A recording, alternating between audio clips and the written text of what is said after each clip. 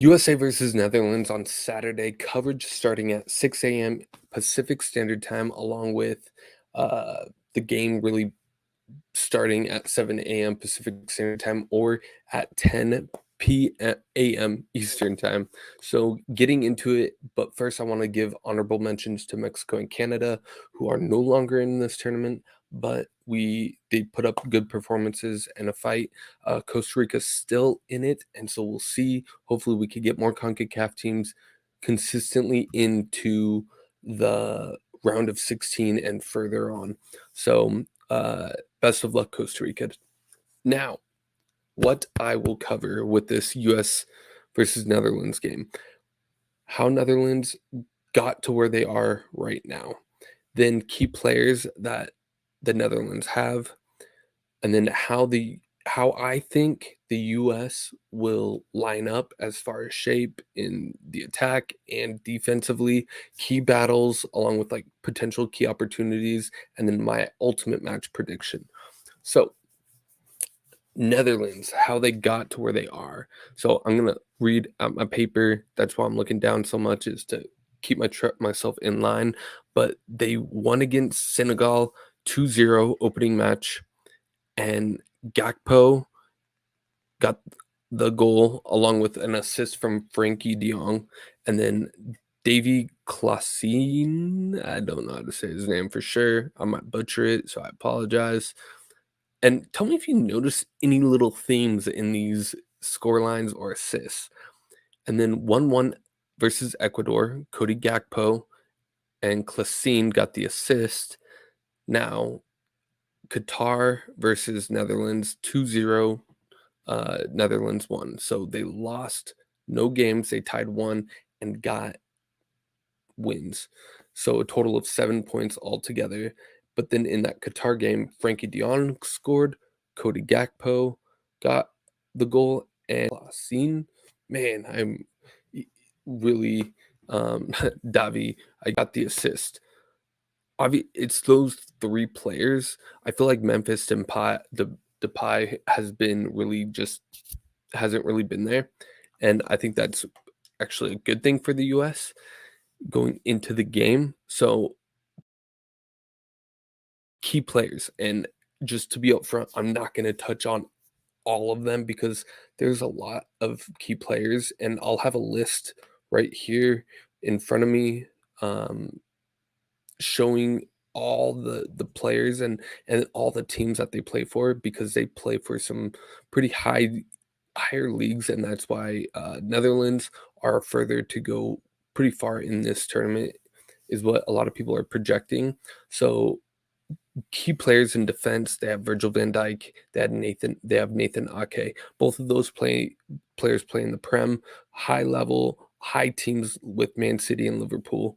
Then in the midfield, they have Frankie de Jong, which is huge. They have Dumfries, who's a wing back, and we'll get into that part later as well. But a standout performance from this young kid, Cody Gakpo.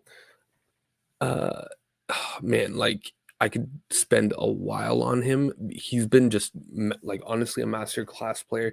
He's from in the air to left foot, right foot, dribbling, movement on and off the ball, to and creating space for other players.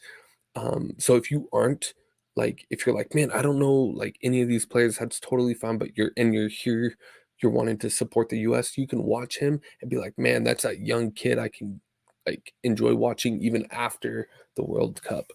So along with that, uh he will be moving to a bigger club, if not probably in January season, or at least have a deal lined up to be able to make that move early in the summer, which is going to be exciting. And I think he is wanting the Premier League.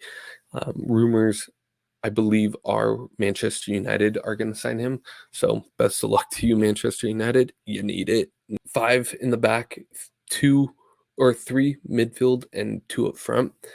And really, the Frankie de Jong is back and forth. He is world-class player. He should be playing way more, but for Barcelona, I wish he kind of did make the move to Manchester United because I enjoy watching him. but I'm happy Barcelona have him. They just need to pay him. That's a whole nother topic. Don't even get me started on that. Now, the defense for Netherlands is pretty solid, and I'll get into where I think some key opportunities can happen. You notice I didn't talk about their goalkeeper, so um, I'll talk about them here, that goalkeeper position here in a sec. So now, if you've made it this far, hit the like button. It helps the channel out, and you gotta smash it because every time you hit the like button, the USA wins. So, I mean, it happened with the last game. Let's go ahead and do that. So, the more likes, the more chances we'll get goals. So, with the US, how I think they'll line up, so in their like defensive shape, so to speak, will be more like I think to match them will be a 5-3-2 or a 5-4-1. And what I really think we really need to have is another central midfielder to be able to control that part of the game. Against Ecuador, Ecuador actually had more shots than them and had more shots on target than them. The whole game, Netherlands only had, I believe it was like 3, maybe 4 shots total. Ecuador had like 15 if I'm not mistaken. Like it might have been shots off target, but they were like shots, so or registered as shots. And I'll show that as well on here. So, and then now here is my starting 11 right here. I'll show it. And obviously Matt Turner will be in there. So if you're listening to this on audio, here's kind of the lineup I'm seeing is 5 in the back and then 3-2. And that is these formations or things are very fluid. So Matt Turner in goal, then the 3 in the back will have Zimmerman, we'll have CCV and Ream. Then we'll have Dest and Robinson on the wing backs. Then we have Adams, Musa, and McKennie. And it sounds or is looking like Christian Pulisic is going to be healthy based upon the information that I'm seeing, and along with Timothy Weah up front again. So not a whole lot of changes, just maybe playing 3 in the back is kind of a lot of people's thoughts. And so defensively, we'll be playing more of that 5-4-1 and 5-3-2. But when we're attacking, how I see it is, and here's the slide for that is Zimmerman and Cameron Carter Vickers kind of holding back along with Matt Turner, obviously, but then Dest, Adams, and Ream kind of being that acting that another layer of defense in case we get too many numbers forward. And then Musa, McKennie, Christian Pulisic, and Robinson kind of another layer of the attack. And with Musa and McKennie really working together on kind of both back and forth, getting back to help defend. Christian Pulisic, Robinson, this will be a key battle that I'll talk about later with Robinson and Dumfries. But Weah will have a huge important job to do, and I'll talk about that here in this next thing with key opportunities that I'm seeing or notice even in the Ecuador game and how they got their goal. The goalkeeper is not very good on his feet. So any kind of pressure, he just hits the ball wherever it goes, and that's how Ecuador ended up getting the goal. An Ecuadorian pressured him, and he just tried to boot it, and it didn't go very far. So now, if they pressure the goalkeeper, that will be important. Along with, I think, key opportunities or key things I'm seeing is overloading the right side. Maybe not so much the left side. The left side has Dumfries there, and I like him. He's really good. Along with shoot, I cannot think of his name because I don't have it right in front of me, but he plays for Ajax, and he's a very young, good defender as well. It, it's him or it'll be Delict. playing, and he plays for Bayern Munich, so they really have some good quality defense. It's just defenders, it's bringing it together is something different, that they need to work on a little bit in the game or in specifically the Ecuador game. So now with key opportunities doing so Blint is the other left back, and he is not very quick, and he's older on the older side.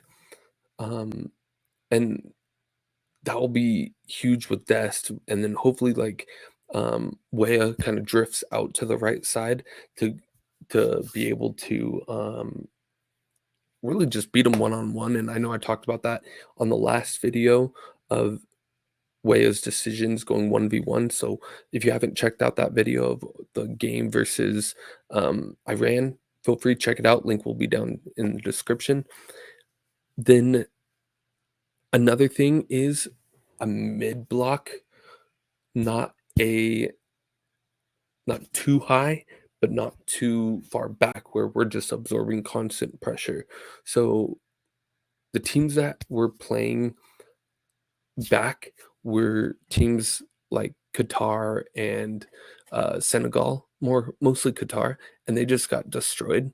So with Ecuador, they had more of a mid block or a higher line, and was sorry for the mic, was ended up creating a lot more opportunities. So I feel like and pressuring the defense, and that will be, I think, huge. So all in all, I think pressure pressuring the defense will be huge. So Christian Pulisic, Timothy Weah, um, if we wanted to put in someone else up front, that would be good. Or even having just those two would be ideal. And McKennie and Musa will get forward, and Robinson always joins the attack. Dest always likes to join the attack.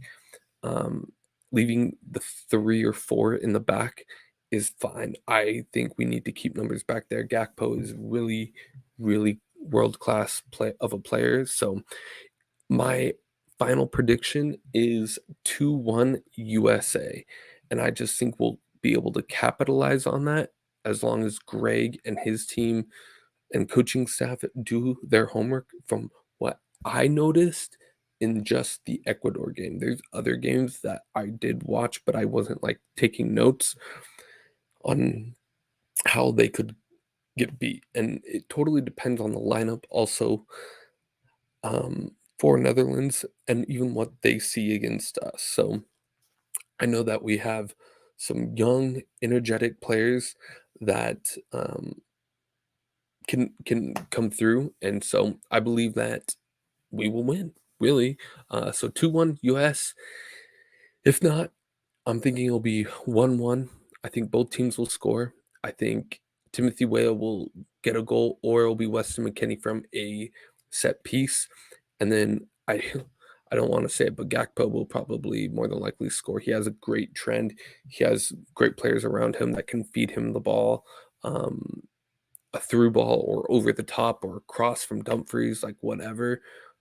So looking forward to the game. Comment your thoughts down below, your score prediction, and what do you agree with what I said or disagree with?